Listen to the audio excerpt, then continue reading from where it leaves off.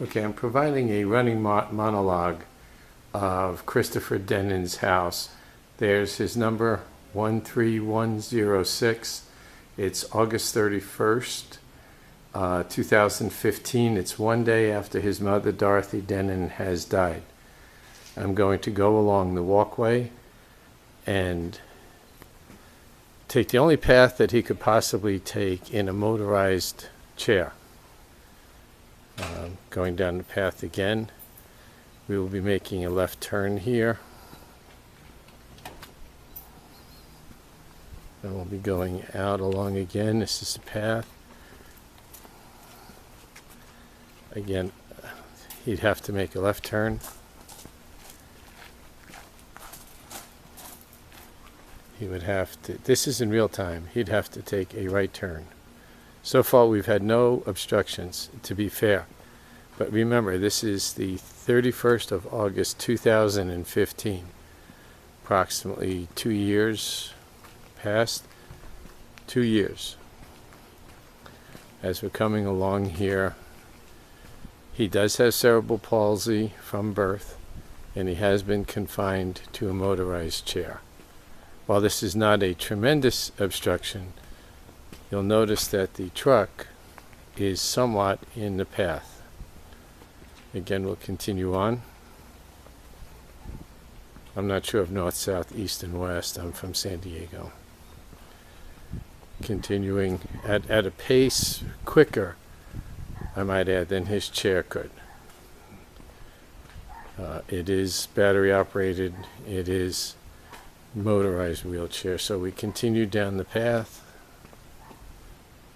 Probably going to include more information here than might be necessary. Continuing on, I'm sorry, I backed up. I want to be completely accurate. So here is what I see the first opportunity for somebody in a wheelchair or who is disabled to gain access to the street. So I'm going to continue around.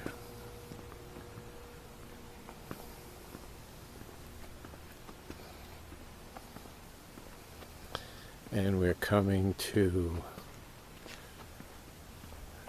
the end. You'll see a narrowing of the road. Definitely access easy for any car, kind of truck to come through. So, hi. I'm continuing on. There's no parking here, so there's no obstruction whatsoever for Chris in his chair at all. It'd be very easy for him to navigate. Come to a point here again where he would have to make a left turn. Sorry for the bright sun. Continuing short area, and then again fairly easy, but here's another obstruction. I believe his chair would fit through, but again it would be up to him to navigate it. Going to continue down, and here's where things get a little trickier. Remember, Chris has a dog. I believe he's been living here approximately 8 to 10 years. I'm not 100% certain.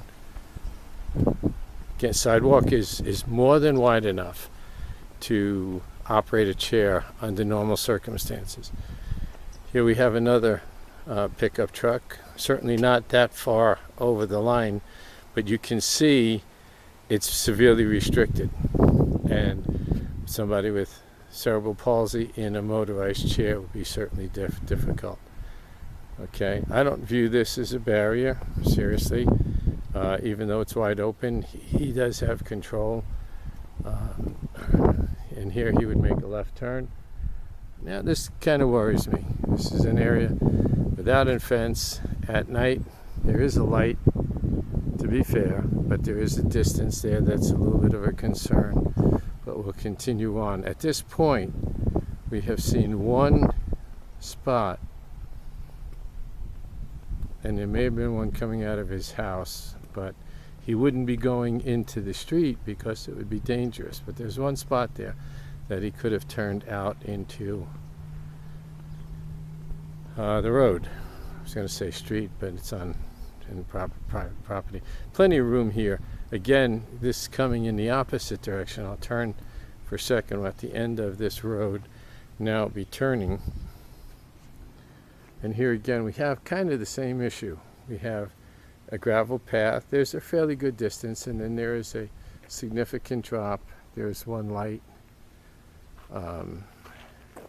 So at night, this could conceivably pose a hazard in of itself. And then there is a pathway, which I'm sure is for able-bodied people that they can walk and enjoy. Again, the pathway here is more than ample to navigate with the chair. Continuing down, it's clear, it's open, it would be relatively simple. And then again we come to a barrier. This one, pickup truck, narrows the path, not tremendously. This car narrows it, not tremendously, but enough. This is a problem. This would be really difficult for him to maneuver. So it's restricting his access. Now here is a disabled parking thing near meters outside to use as identifying marks. And then here's a path, disability access, very easy to get out. There's a parking space. And now we can continue on the path again. Again, definitely accessible. There's a low-hanging branch here. It would not be an issue for him whatsoever. He's definitely lower than that. The path continues. Cars are parked here. None are providing any restriction or barrier to him being able to move along. Coming to the end here. And here, I imagine, is another disability access because there are two parking spaces. And I believe this is where he would come out into the road. Now, I'm heading towards the front gate. So, here's the garage. Slowly I'm panning down the road toward the front gate. So, I am going to take this path. Because I understood, and it's limited, and it may not be accurate, that he was in fact in the road when he was hit. I believe both times. Continuing on, there's a speed bump. Whoops. Oh, no. That wasn't too bad.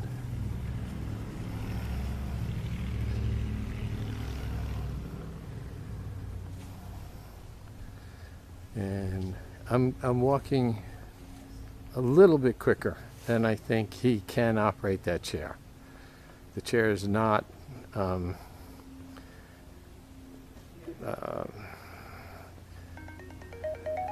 put together in such a way that it's meant to go fast. It's just really meant for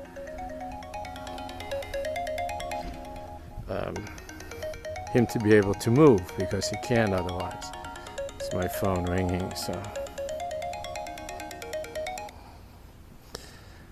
Alrighty. So again, I'm going at a speed slightly quicker than he would be able to go in his chair. And certainly anybody moving would have plenty of time to see me. Regardless of anything that might be going on around, there'd be plenty of time. Or they're not paying attention. Take your pick. Okay, now we come to the front gate. Here we come to the front gate. I want you to notice something, because this is critical. I'm going to pan over here. You can probably see parking space 175, 174. This is near the front gate. There is not disability access down. There is one a little bit further, but I'm going to show you why that's dangerous. So now we're at the front gate. My question is, how does he get in and out? They've rented to him for a long time. He's in a motorized chair. Here comes the truck. Can they see me? He's slowing down. Thank you. Okay, so look at the speed that she's going in and out there. That makes sense. Okay, that's out. This is in. I'm continuing to walk. Should Chris have decided to come down here, okay, again, disability access to parking spaces. Here's the office.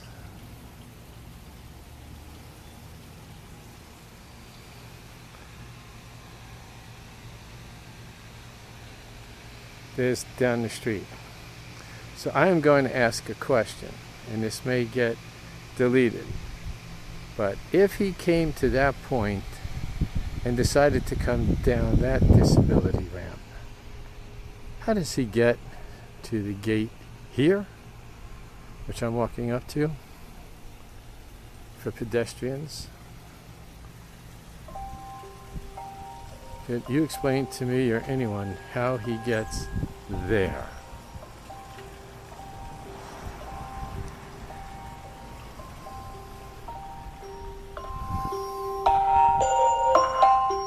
Hey Jess, give me 1 second and I'll call you back, okay? Jess, oh, sorry. Give me 1 second, I'll call you back. Okay. Alrighty, so a car just came in and the gates are closing real slow. And the only way I can do this is to put it outside of my reach. Just so you can see it for edification, so it makes it easier for later. I think I'm getting it. And so it does say 5 miles per hour, which I think is a safe speed.